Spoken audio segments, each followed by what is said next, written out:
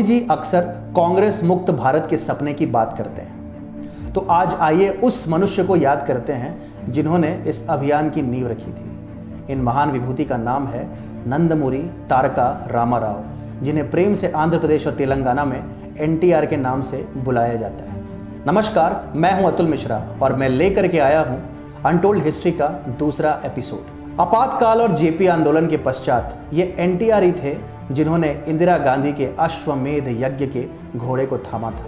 एनटीआर कभी वो कलाकार थे जिन्होंने कांग्रेस सरकारों को प्राकृतिक आपदाओं में धन इकट्ठा करने में सहायता की थी, और एनटीआर बाद में वो राजनेता बने जिन्होंने राजीव गांधी के विरुद्ध एक ऐसा गठबंधन खड़ा किया जिसमें दक्षिण पंथियों से लेकर वामपंथी तक सब थे। ये तब की बात है जब कांग्रेस का शासन था आंध्र प्रदेश में, और एनटीआर की लोकप्रियता की वजह से पार्टी उन्हें अपनी मंडली में शामिल करना चाहती थी। तब जब जनता पार्टी का प्रयोग निष्फल हो चुका था और आंध्र कांग्रेस के पुनरुत्थान का केंद्र बन गया था, तब जब इंदिरा गांधी ने अरुण नेहरू को रायबरेली सौंपकर स्वयं आंध्र के मेडक से चुनाव लड़ा था।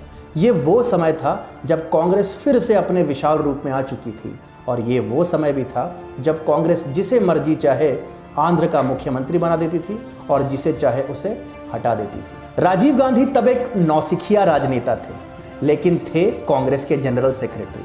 वो एक बार हैदराबाद पहुंचे। तत्कालीन आंध्र प्रदेश के मुख्यमंत्री अंजय्या कांग्रेस के चमचा संस्कृति का पालन करते हुए एयरपोर्ट पर उन्हें रिसीव करने के लिए पहुंचे, पर राजीव जी का मूड शायद ऑफ था। वो मुस्कुराने के बजाय अंग्रेजी में अंजय्या के ऊपर टूट पड़े, और वो भी सबके सामने। लोकल मीडिया में ये खबर खूब चली और बाद में अंजय्या को कुर्सी से भी हटा दिया गया।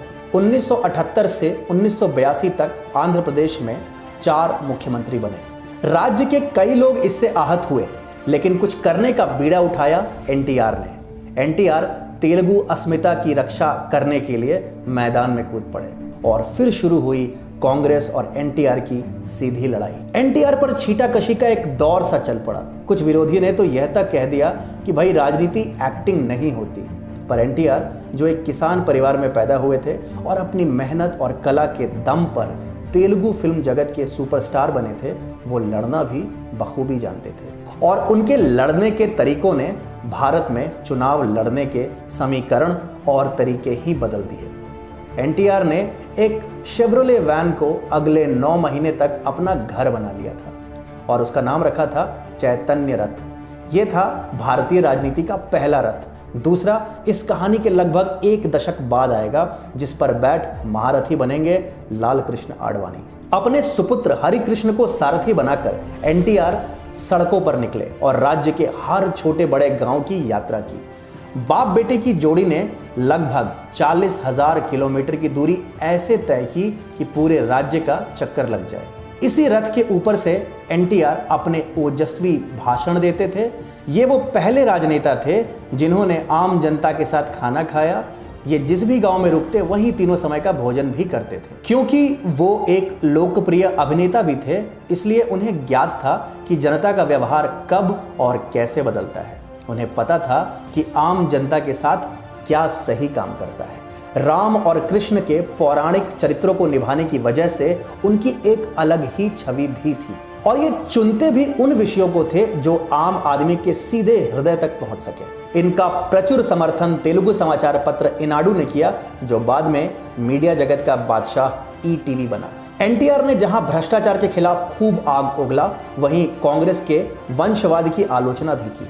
उन्होंने कांग्रेस के कार्यकर्ताओं की गुलामी भरी मानसिकता पर भी सवाल उठाए, और उन्हें उस कांग्रेसी कार्यकर्ता पनतुलू की याद दिलाई जिन्होंने साइमन कमीशन के विरोध में अपनी शर्ट फाड़कर अंग्रेजों को अपने सीने पर गोली चलाने के लिए ललकारा था, और कांग्रेसियों के पास इसका कोई उत्तर नहीं था। गांधी परिवार के दबदबे के चलते कांग्रेस के पास कोई असली नेता बचा ही कहां था।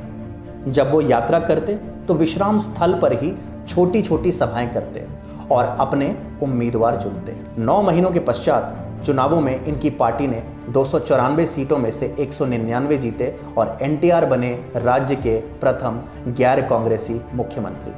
एनटीआर ने आंध्र प्रदेश को पहली शिक्षित सरकार दी। मजे की बात यह थी कि एक ग्रेजुएट होने के बाद भी वो कैबिनेट में सबसे कम पढ़े लिखे थे। पहली बार स्वास्थ्य मंत्रालय एक चिकित्सक के पास था और विधि मंत्रालय एक अधिवक्ता के पास। उद्योग और सिंचाई का कार्य इंजीनियर संभालते थे। आज के लोकप्रिय सिंगल विंडो प्रणाली का आरंभ भी इन्होंने ही किया था। भारत के कई लोग इस बात से आज तक अनभिज्ञ हैं कि कभी हैदराबाद में दंगे आम बात थे। एनटीआर के आते ही सब कुछ मानो बदल सा गया। उन्होंने पुलिस को खुली छूट दे दी, जिससे उनके कार्यकाल में कभी भी सांप्रदायिक दंगे नहीं हुए। यहाँ तक कि कांग्रेस और मजलिस के बड़े बड़े विधायकों को भी जेलों में ठूस दिया गया।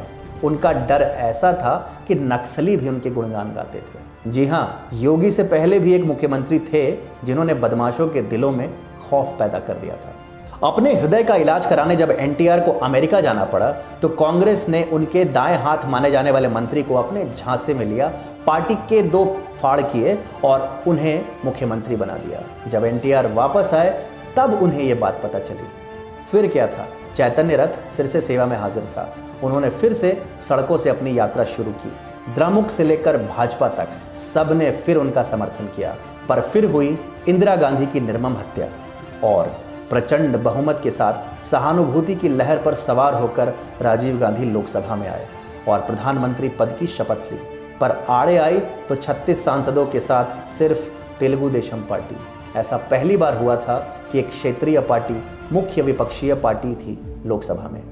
उधर राज्य में राजीव गांधी को चुनौती देते हुए एनटीआर ने विधानसभा भंग कर 250 सीटों में से 202 सीटों पर दोबारा कब्जा किया। एनटीआर की लोकप्रियता को रोकने में नाकाम राजीव गांधी ने अपने पार्टी का ब्रह्मास्त्र छोड़ा और वो था राज्यपाल रूपी ब्रह्मास्त्र। एनटीआर को अपने 1982 से 89 के कार्यकाल में 4 राज्यपालों को झेलना पड़ा, जो रह रहकर मुख्यमंत्री के काम में रोड़े अटकाते रहे। जब राजीव गांधी बोफोर्स घोटाले में लिप्त थे तो एनटीआर ने राष्ट्रीय पटल पर आकर सारे राजनीतिक दलों को कांग्रेस के खिलाफ मोर्चा खोलने के लिए प्रेरित किया। जब राष्ट्रीय मोर्चा बना तो वो खुद इसके अध्यक्ष थे और वीपी सिंह इसके संयोजक। पर आखिरकार 1989 के चुनाव में इन्हें हार का मुंह देखना पड़ा। तो आज जब मोदी जी कांग्रेस मुक्त भारत की बात करते हैं तो ऊपर स्वर्ग में बैठे एनटीआर एक बार मुस्कुराते जरूर होंगे, पर साथ साथ उनके दिल में एक बात रह रहकर टीस भी पैदा करती होगी कि जिस कांग्रेस को उन्होंने कभी आंध्र से उखाड़ कर फेंका था, आज वही कांग्रेस उनकी खुद की बनाई हुई पार्टी के साथ गठबंधन में है। और सबसे ज़्यादा दुख की बात यह है कि ये सब उनके दामाद चंद्रबाबू नायडू की वजह